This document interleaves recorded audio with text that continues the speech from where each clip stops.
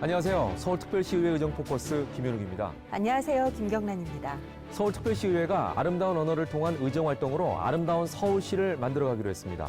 선풀재단과 선풀운동 실천 협약식을 갖고 사이버 폭력 예방에 앞장서기로 한 것인데요. 네, 서울시 의원들 모두 선풀 실천 선언서에 서명을 하며 서울 시민을 대표하는 시의원으로서 밝고 아름다운 세상을 만들기 위해 선풀 실천 운동에 뜻을 같이 하기로 했습니다. 사이버상에서 막말과 욕설, 비방으로 얼룩진 안타까운 모습을 쉽게 볼 수가 있는데요. 서울특별시의회가 솔선수범해서 선풀 실천을 함으로써 더욱 따뜻하고 서로를 배려하는 문화를 만들어갈 수 있을 거라고 기대합니다. 네, 아름답고 바른 말로 존중과 화합의 정치를 이끌어가는 서울시 의회와 서울시 의원들의 모습을 기대하면서 서울특별시의회 제299회 임시회와 함께하는 의정포커스, 본회의 주요 활동 소개와 함께 지금 시작하겠습니다. 서울특별시의회 제299회 임시회가 지난 2월 20일부터 3월 5일까지 12일간 열렸습니다. 2021년 첫 회기였던 이번 임시회는 2월 22일 개회식을 시작으로 2월 23일 서울시정 및 교육행정에 관한 질문이 진행됐으며 2월 24일부터 3월 4일까지는 각 상임위원회별로 소관, 실, 본부, 국, 신년 업무보고 후 각종 안건을 심사했습니다. 이어서 3월 5일 각 상임위원회에서 심도 있게 논의돼 부의된 안건을 처리했습니다. 김인호 의장은 제299회 임시회 개회사를 통해 예상치 못한 코로나19 장기화로 올해 코로나19에 대한 완전한 방역과 백신 접종 전 단계에 걸쳐 꼼꼼한 대비를 하며 시민의 동반자로 함께할 것을 다짐했습니다. 또 지방자치 부활 30주년을 맞아 지방정부의 책임과 역할을 스스로 점검하며 민생 회복에 앞장서겠다는 의지를 밝혔습니다. 우리 경제는 심각한 어려움에 처해 있습니다. 일이 없어 생계 위기에 놓인 사람들에게도, 일이 넘쳐 희생을 강요받는 사람들에게도 법과 제도로서 버팀목이 되어줘야 합니다. 지금 서울 시민에게는 보편적 재난지원금이 필요합니다. 절망에 빠진 시민들이 이 위기를 딛고 일어서게 하려면 멀리 있는 희망을 강조하기보다 지금 당장 작은 도움의 손길을 내밀어야 합니다. 2월 23일 서울시정 및 교육행정에 관한 질문이 진행됐으며 건설 폐기물 공공선별장 설치 관련 질의와 교육, 돌봄, 서울시 민간위탁직 고용 관련 질문이 이어졌습니다.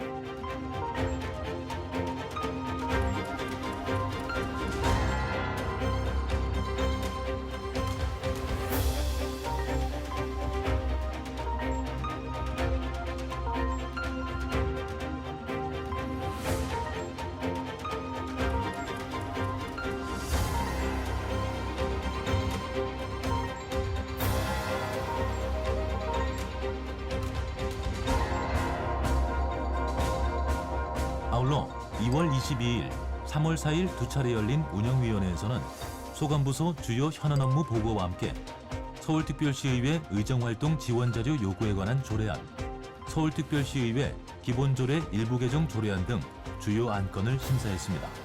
서울특별시의회 제299회 임시회에서는 조례안, 동의안 등을 비롯해 모두 119건의 안건을 심의 처리했습니다. 해방 이후 많은 세월이 흘렀지만 우리 일상 속엔 아직도 청산하지 못한 친일, 일제 잔재가 많은데요. 서울특별시의회는 일제 잔재, 친일 반민족 행위를 청산하기 위해 친일 반민족 행위 청산 특별위원회를 운영 중입니다. 네, 올해를 일제 잔재 친일 반민족 행위 청산의 원년으로 삼고 일회성 보여주기식이 아닌 역사적 사명감을 갖고 친일 반민족 행위 청산에 본격 착수했다고 하는데요. 오늘 정책톡톡에서는 친일 반민족 행위 청산 특별위원회의 수장 홍성룡 위원장과 이야기 나눠보도록 하겠습니다.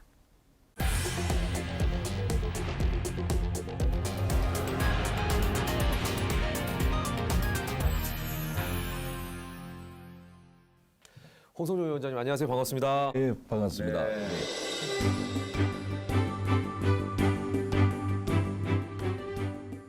자, 2021년의 첫 회기인 299회 임시회가 이제 끝이 났습니다. 그동안 어떻게 지내셨습니까? 위안부 할머니들을 그 왜곡한 그 램지어 교수 그 후원했던 그 미쯔비시 불매 운동을 지금 전개하고 있고요. 또 시기적으로 지금 또 서울시장 선거 준비 하고 있고 또 틈틈이 민원도 챙기고 있습니다. 이번 제299회 임시회에서 많은 활동을 하신 걸로 알고 있는데 친일 반민족 행위 청산 특별위원회 정확하게 어떤 일을 하는 곳인지 좀 소개를 해주시죠. 그 기본적으로 친일 반민족 행위 청산 그리고 우리 생활 속에 남아 있는 일본어 잔재를 또 청산하자. 그리고 세 번째는 일제 상징물이 서울 시내 곳곳에 남아 있다. 그래서 일제 상징물 청산을 하자. 뭐 이렇게 해서 큰 틀은 일단 세 가지로 정하고 거기에서 세부적으로 또 많은 일들을 준비하고 있습니다. 친일 반민족 행위 또는 이제 일본어 잔재들이 아직 이제 우리 가까이에 남아 있는 게 현실 아니겠습니까? 친일 반민족 행위 상황이 이제 어떤지 좀 말씀해 주시죠. 네, 그게 그 1949년도에 이승만 대통령이 반민특위를 해체를 하면서 일제 청산을 할 수 있는 기회를 상실했죠. 그 이후에 강복이 지금 76년이 지났지만은 아직도 우리 그 문화, 그 다음에 생활 곳곳에 일본 잔재가 남아 있습니다. 그래서 뭐 웹툰 작가라든지 또 위안부 할머니들을 왜곡한다든지 그 다음에 뭐 매춘부 활동을 했다는 말도 안 되는 이런 얘기를 하고 있는 그런 상황이 있어가지고 많이 아쉽죠. 그래서 그러한 일들을 하나하나 청산을 해보자라고 해서 이제 시작을 하고 또 준비도 하고 있습니다. 예. 자, 우리가 이제 무의식 중에 사용하고 있는 일본어 잔재 청산도 지금 말씀하신 대로 중요한 일 중에 하나일 것 같은데요. 일본어 잔재 청산이 특별히 또 중요한 이유는 뭐라고 봐야 될까요? 우리 생활 속에 남아있는 이거 일본어가 우리가 외국어를 공부를 해서 만들어진 언어가 아니거든요. 그래서 일본이 기획했던 게 우리 홍가어를 없애려고 일본어 교육을 시켰기 때문에 그래도 강복이 76년이 지난 지금에도 우리가 모르면서 그걸 사용하고 있기 때문에 더 안타까운 현실이죠. 우리 삶 속에서 친일 반민족 행위 청산 왜 필요하고 왜 중요할까요? 네. 1949년도에 반민특위가 했어야 할 일을 76년 이후에 지금이라도 시작하자. 그래서 저희들이 서울시 의회에서 반민특위 활동을 열심히 하면은 이게 이제 국회로 가야죠. 사실 국회로 가서 친일 반민족 행위 청산에 관한 법을 만들어야 됩니다. 그래서 이러한 법을 만들 수 있는 마중물 역할을 갖다가 우리가 또 할 것이다.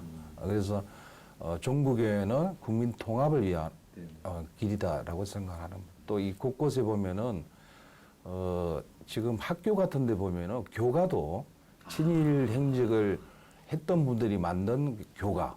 동상도 또 어떻게 보면은 또 청산해야 되겠죠. 그래서 왜냐하면 그런 분들을 보고 또 배우는 청소년들이 있으니까 청소년들한테 또 왜곡된 역사가 될 수가 있으니까 그래서 그러한 또 상징물 청산도 또 매우 중요한 일이죠. 자, 마지막으로 위원장님 2021년 올해 계획 각오가 있으시다면 어떤 게 있으실까요? 친일 반민족 행위 청산의 원년이 되었으면 좋겠다.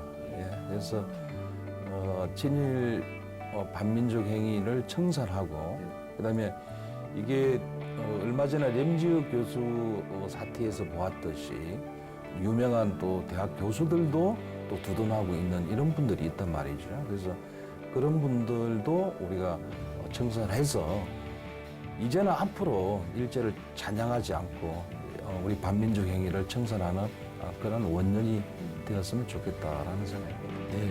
앞으로도 위원장님의 활동, 활약 저희도 기대를 하고 또 응원하도록 하겠습니다. 오늘 말씀 고맙습니다. 고맙습니다. 서울특별시의회 제299회 임시회에서 상임위원회는 각 소관부서에 대한 신년 업무 보고와 주요 안건을 심사하며 12일간의 일정을 마무리했습니다. 그럼 먼저 행정자치위원회와 기획경제위원회, 환경수자원위원회 소식부터 차례대로 살펴보겠습니다. 행정자치위원회가 면목 행정복합타운 건립부지 조성에 대해 공공기관에서 개발 사업을 추진한다고 해도 민간 기업과의 형평성에 어긋남 없이 진행해 줄 것을 당부했습니다. 추진 절차가 면제될 만큼 더 면밀히 따져가지고 지금 실제 실시 설계가 된 건 아니기 때문에 또 공유재산 관리를 또 통과가 된 게 아니기 때문에 보다 좀 면밀히 좀 살펴봐 주시고 또한 청소년들이 학교에서의 교육뿐만 아니라 정서 함양과 잠재적인 능력 개발에 도움될 적극적인 지원책을 강구할 것을 주문했습니다. 마을 지역의 어떤 공간들에 대한 여러 가지 유익한 개선 활동을 하는데 항상 가장 큰 이 대상이 학교예요. 그런데 인구 변화와 학생 수 감소로 압도적으로도 많은 공간이 있고 중요하고 의미 있는 시도라고 봐요.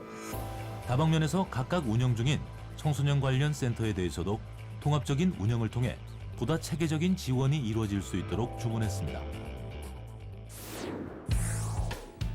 기획경제위원회가 해당 조례안을 가결함에 따라 서울 시민들의 삶에 직접적인 영향을 미치는 경제 위기 상황을 사전에 알고 대응할 수 있게 됐습니다. 상시적으로 모니터링하고 그런 것들을 대응할 수 있게 바로바로 이런 조례도 필요하고 거기에 필요한 예산도 조금 어떤 기금화돼서 필요하지 않을까에 대한 고민이 있습니다. 또한 산업구조의 다변화로 다양한 고용 형태로 노무를 제공하는 특수형태 근로종사자들을 위한 권익보호 지원센터에 대한 의견도 있었습니다. 서울시의 각종 센터들이 있잖아요. 노동자들을 위한 권익보호센터도 있고 그다음에 감정 관련해서 그 도움받을 수 있는 센터도 있고 내가 노인받고 일하는 사람인데 억울한 일이 생기면 그것을 다 해줄 수 있는 곳이 어디든 동네마다 있으면 사실 제일 좋은 거잖아요. 특수형태 근로종사자 규모가 조사기관별로 차이가 있어 정책 수립의 기초가 되는 실태조사는 반드시 필요하다고 강조했습니다. 환경수자원위원회가 수소차 공급에 앞서 도심 내 수소충전소 확대가 절실하다고 밝혔습니다. 우선돼야 되는 게 그 충전소라고 보거든요. 그럼요. 네네. 자, 우리가 뭐 신도시 짓는데 아파트만 덜렁 지어놓고 뭐 학교도 없고 병원도 없고 기반 시설이 안 돼 있고 인프라도 안 돼 있으면 들어가서 살기 굉장히 불편하잖아요. 또한 한강공원에서의 자전거, 개인형 이동장치에 대한 우려를 표했습니다. 보행자 중심이 우선이 돼야 되는데 여기다 지금 이런 원동기가 들어가고 이제 PM 이런 킥보드가 들어와서 운영이 된다라고 하면 엄청난 이건 위험이 도사릴 것이다.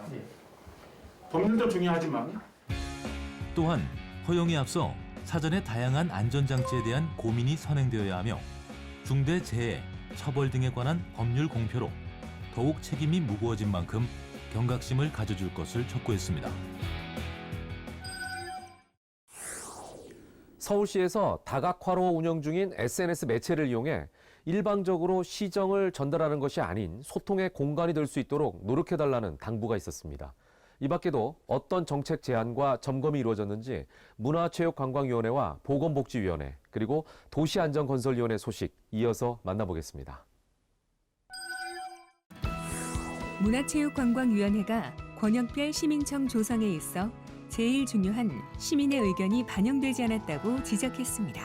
일방적으로 서울시에서 시민청을 어느 특정 지역에 건립하겠다라고 하지 마시고 그 사전 이렇게 주민들의 의견이 반영될 수 있도록 해주시기를 바랍니다. 또한 코로나19로 힘든 문화예술인을 위해 적극적으로 사업 추진과 대책 마련을 촉구했습니다.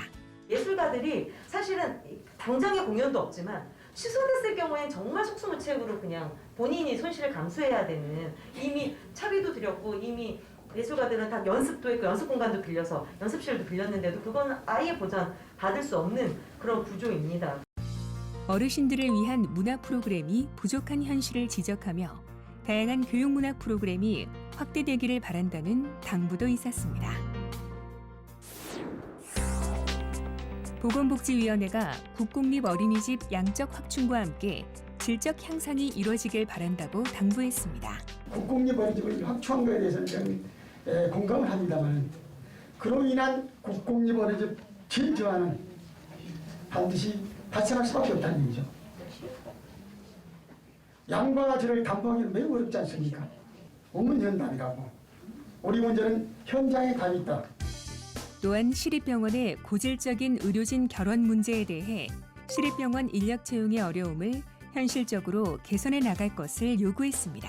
기본급을 좀 높이는 방안도 강구돼야 되고 경기도 도립병원 정신병원은 50만 원이다. 서울 의료원만은 또 30만 원이다. 이렇게 차이가 있으니 이런 것도 좀 현실화시킬 필요가 있다라고 하는 부분이 있고 채용제도 개선 부분에서도 그 하한액을 좀 상향 조정할 필요가 있다.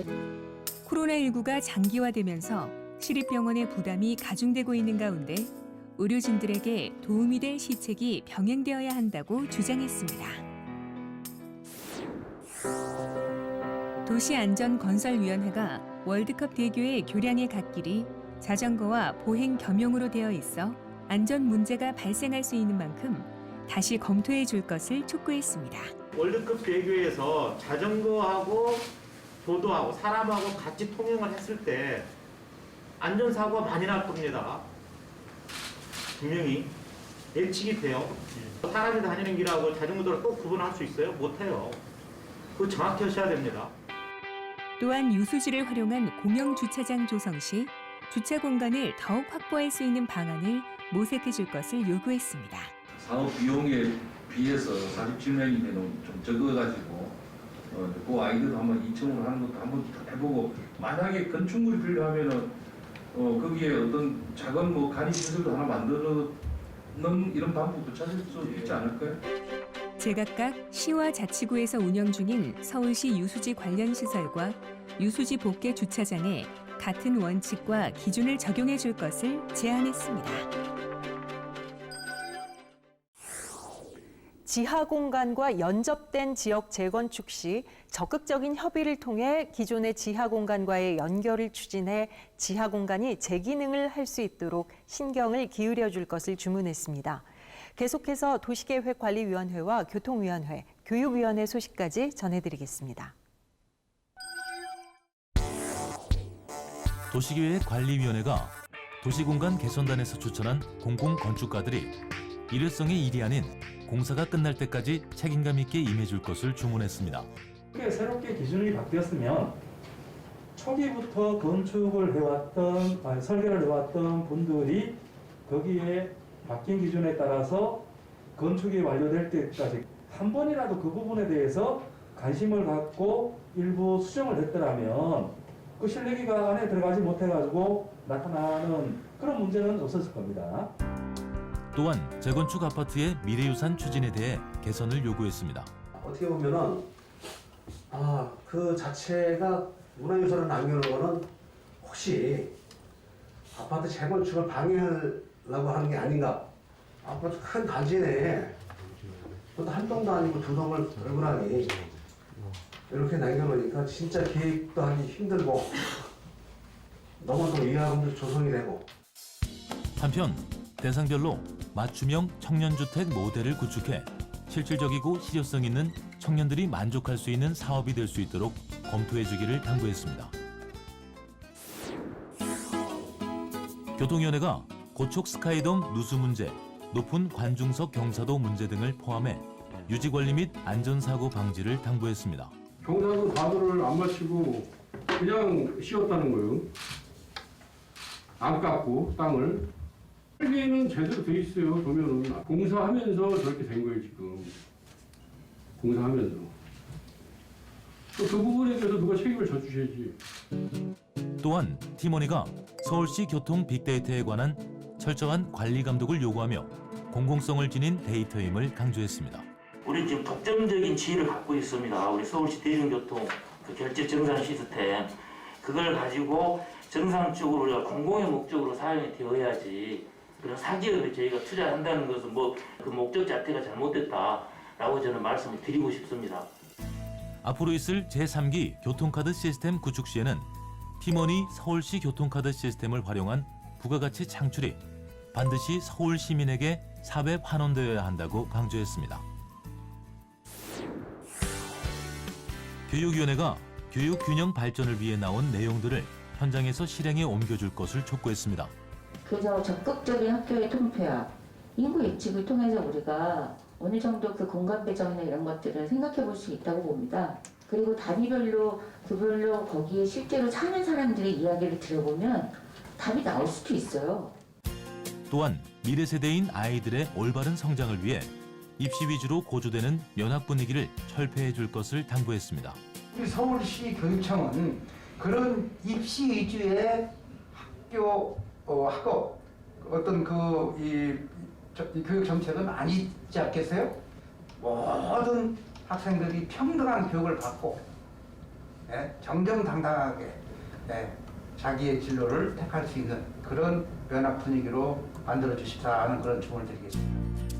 한편 각종 교육 현장에서 발생하는 문제에 대한 감사가 공정하게 진행되지 않는다며 강력하게 지적하며 문제 재발을 막기 위해 공정한 감사를 주문했습니다. 모든 것이 편리하고 스마트하게 변한 시대. 현대인들은 가끔 디지털이 주는 편리함을 뒤로하고 과거를 추억하고 싶어 합니다. 그런 분들을 위해 특별한 곳을 다녀왔죠. 네, 학창 시절 즐겨 듣던 레코드판, 또 어린 시절 즐겨 먹던 불량식품, 추억의 교복 등을 한자리에서 만날 수 있는 곳인데요. 과거로 시간 여행을 떠나고 싶은 분들을 대신해 시민체험단이 서울 풍물시장 청춘 1번가를 다녀왔습니다. 함께 만나보시죠.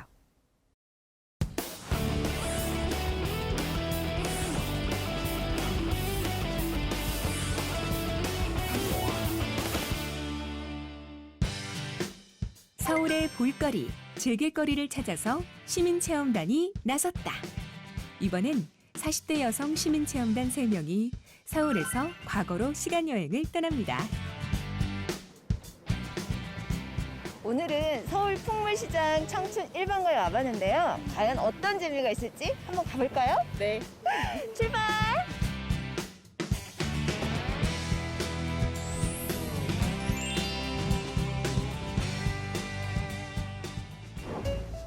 서울 신설동역 지하철역 인근에 위치한 서울 풍물시장은 청계천 복원사업으로 떠나야 했던 황학동 도깨비시장, 동대문 운동장, 풍물 벼룩시장 노점상들이 지난 2008년 새롭게 안착한 터전으로 2015년 서울시 미래유산으로 선정됐는데요. 우리 고유의 옛것부터 생활 잡화, 가방, 구제 의류까지 구매할 수 있는 다양한 상품이 있고 전통 생활용품 전시장 등 볼거리, 먹거리, 즐길거리가 한 공간에 모여 있습니다. 그중에서 시민체험단의 시선을 사로잡은 곳은 바로 서울 풍물시장 2층에 위치한 청춘 1번가인데요. 1960년대에서 1970년대의 상점과 거리를 재현한 서울 풍물시장의 테마존입니다. 옛 이발소인가 했더니 영업하시나 봐요. 머리카락도 깎고 염색도 할 수 있는데요. 저렴한 가격도 매력이지만 추억까지 선물 받을 수 있으니 일석이조입니다. 사진관에선 무료로 대여해주는 옛 교복과 교련복을 입고 기념사진을 촬영할 수 있는데요. 시민체험단들은 교복만으로도 학창시절로 되돌아간 듯 신이 났네요. 제가 어디 가서 이런 거 입어보겠어요. 이거를 저희 오빠들이 입고 수업을 받았던 기억이 나거든요. 그래서 오늘 이렇게 색다른 경험을 해보니까 정말 신선하고 재밌었고요. 또 학창시절 즐겨봤던 만화책도 보고 대포집에서 친구들과 술 한잔을 하며 과거를 추억해보는데요. 불량식품, 추억의 교실을 둘러보며 신나게 구경하고 사진도 찍다 보니 조금 지친 시민체험단. 잠시 청춘다방에서 쉬어가기로 했습니다.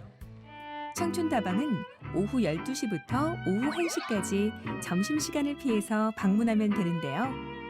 추억의 쌍화차는 물론 커피 등 다양한 메뉴가 준비되어 있고 7080 시대를 풍미했던 여배우 포스터를 보는 재미도 있습니다. 옛날 음악을 들으며 함께 나눈 오늘의 특별한 경험을 이야기하는 시민체험단. 청춘 1번가 어떠셨나요? 예쁘고 그리고 보기 드문 그런 재밌는 그런 물건들이 많은지 몰랐고요. 그런 거 구경하는 재미도 정말 너무 쏠쏠했고 그리고 또 여기 2층에 올라오니까 다양한 이런 시설들이 있는데 복고를 아주 충만하게 즐길 수 있는 시간인 것 같아서 저는 여기 정말 남녀노소가 다 즐길 수 있는 공간이 아닌가라는 생각이 들 정도로 너무 재밌게 즐기다 가는 것 같아요. 차도 너무 맛있었고요. 요즘 젊은이들에게는 과거의 문화를, 6, 70년대를 겪은 어른들에게는 추억을 선물하는 곳. 서울 풍물시장 청춘 1번가. 전통시장에서 장도 보고 가족, 친구들과 좋은 시간 보내시길 바랍니다. 제299회 임시회에서 가결된 많은 조례안 중 서울 시민이라면 알아야 할 조례안 베스트 3를 소개합니다. 서울 시민이라면 알아야 할 제299회 임시회 조례안 베스트 3. 3위, 서울특별시 어린이 통학로 교통안전을 위한 조례 일부 개정 조례안. 어린이 보호구역 내 사고 예방을 위해 설치할 수 있는 안전시설물을 구체적으로 규정하고 어린이 교통사고 취약 지역에 안전시설물을 설치하도록 규정하고 있습니다. 교통사고로부터 우리 어린이를 지켜주세요. 서울 시민이라면 알아야 할 제299회 임시회 조례안 베스트 3. 2위, 서울특별시 공공화장실 등의 불법 촬영 예방조례 일부 개정 조례안. 최근 디지털 성범죄가 증가함에 따라 불법 촬영 예방을 위한 장소를 확대하고 불법 촬영 시민 감시단이 운영될 예정입니다. 불법 촬영 이제 그만. 서울 시민이라면 알아야 할 제299회 임시회 조례안 베스트 3. 1위, 서울특별시 공동주택 관리 노동자 인권 증진에 관한 조례안. 관리사무소장을 포함한 공동주택 관리 노동자들의 인권 보호와 처우 개선에 관한 사항을 규정하고 있습니다. 공동주택 관리 노동자의 인권을 보호해 주세요.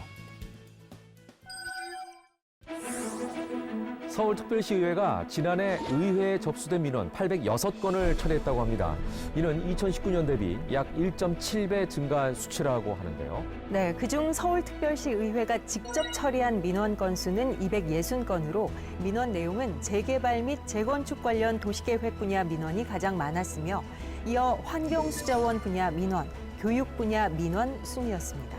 서울특별시의회는 고충 민원 해결에 시민들의 의견을 폭넓게 수렴하기 위해 현장 중심 민원 처리 활동에 집중했으며 제기된 민원들을 세심하게 살펴 시민의 눈높이로 일상 속 불편 사항을 개선해 나가고 있습니다. 민원은 서울특별시 의회에 바라는 시민들의 생생한 요구와 기대이기에 서울특별시 의회는 앞으로도 민원을 적극 처리하며 시민들의 기대에 부응하는 효율적인 의정 활동을 전개할 계획입니다. 서울특별시 의회 제299회 임시회와 함께한 의정 포커스는 여기서 마치겠습니다. 시청해주신 여러분 고맙습니다.